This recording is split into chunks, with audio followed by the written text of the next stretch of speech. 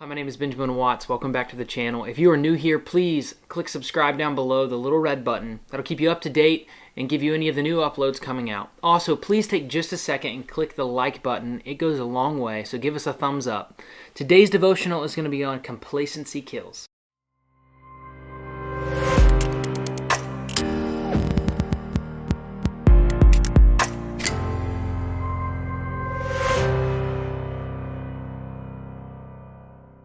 Well, like I said, today's devotional is going to be on Complacency Kills, and I have been itching to do this devotional, but honestly, I held myself back because I was a little nervous that I had enough to talk about, but then I realized, Ben, I just need to make this personal. Complacency is something that I struggle with, and some people would say, Ben, how do you struggle with it? You have a great ministry you're working with, and you have YouTube, and you have all these things, but honestly, for me, for the longest time, I wanted to do these things, and I wanted to do YouTube, for instance. But my flaw within my life is that I love to start things and get them going, but then they kind of just deteriorate. My dad always jokes when we come home or when new people come to visit or family, you can look through our yard and kind of see these elements of where me and my brother started something and then it fell off. Or we built something over here, used it once, and then it got complacent within my life. I got bored of it and it fell off. And so I want to talk about first the two things that complacency can lead to, or really, they could be the roots of your complacency. And so first, complacency can lead to toleration. Or if you want to flip it, toleration can lead to complacency. Within my life, it's complacency can lead to toleration. Maybe you're tolerating a sin. Maybe you're tolerating your laziness. Maybe it's a lack of excitement to do something, or your consistency to just come home, be bored on the couch, watch Netflix every day after work, and not strive to expand. For instance, I need to sit down at my job every day and go, all right, what is the next step I can do? Okay, my students have led well. They've done the things that I've envisioned. Maybe something surpassed your vision. That doesn't mean, say in 2019, your goal was to hit X amount in sales in your business, and you got to that goal. You don't just go home.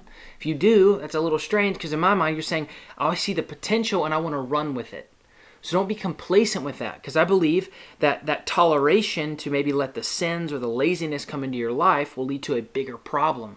We see that within addictions. I've said in the past, I've been able to lead worship at some amazing AA retreats and nights, and man, I just saw people who understood how they began to let complacency come something they tolerated. Maybe it was a sin, maybe it was alcohol, some sort of drug, or maybe just laziness, and it became a bigger issue. So don't let that happen. Secondly, I believe that complacency can lead to no fruit. I mean, that is like the moment in which you realize maybe your ministry, your job, your life, you're giving off nothing. You have nothing left to give. Maybe it was your sin, your laziness, your lack of excitement, something within that toleration that's leading you to no fruit. I believe that within ministry, we sometimes can let our traditions overrule us. And so maybe it's within your job that's not a ministry. Maybe it's in your life. But we can let our traditions take precedence over transformation. Never let that happen. Let the focus in your life, your personal discipleship, your evangelism, your ministry, let it be focused on transformation. Consistency is great. I am someone who I love to see things working, but always look at it with a new perspective. What could change? What could shift? Don't let that tradition overpower transformation. And as I was going about this devotional, I started kind of researching some passages that I could use, and it hit me, as I was looking, and Mark 11 came up, and it started talking about how Jesus cursed the fig tree, and it was then no longer able to bear fruit.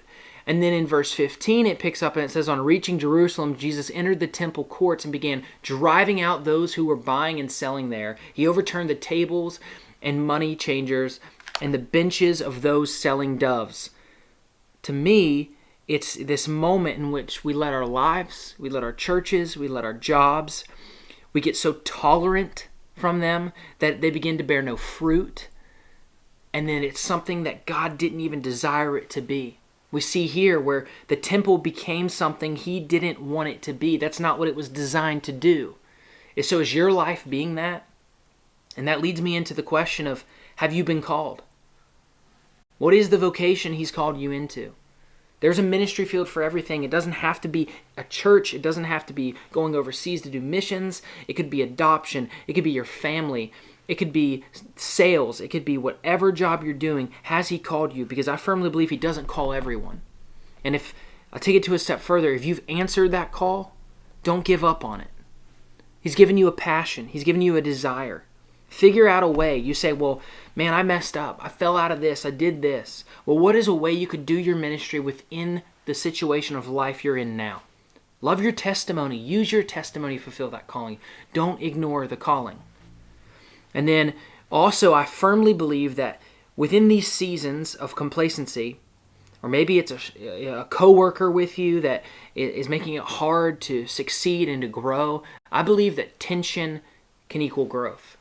That you can look back on those moments, or if you're in one now, and let them spur on growth. We walk through hard seasons. We walk through hard times. I talk about those seasons all the time on here.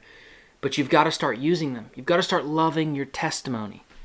Because it's then that you'll start to change your perspective on everything. You'll start to realize that, man, losing my father, I didn't understand it. And yes, I love him and miss him, and that's okay. But I'm going to use that moment. Maybe you're an adult and you run a Bible study with students at your church. For instance, we have table group leaders with our students, and they get to bring their testimony and lay it down at their students and say, guys, I know the world's going to be crazy. I know things are going to happen, but I want to encourage you that even though because of this, I still love him and he shows me mercy. And so those are my 4 things, is that let me just warn you that complacency can lead to toleration. Don't let your little sins become habits. Then that habit can equal no fruit. Don't be the fig tree that He's going to curse or the temple He's going to flip.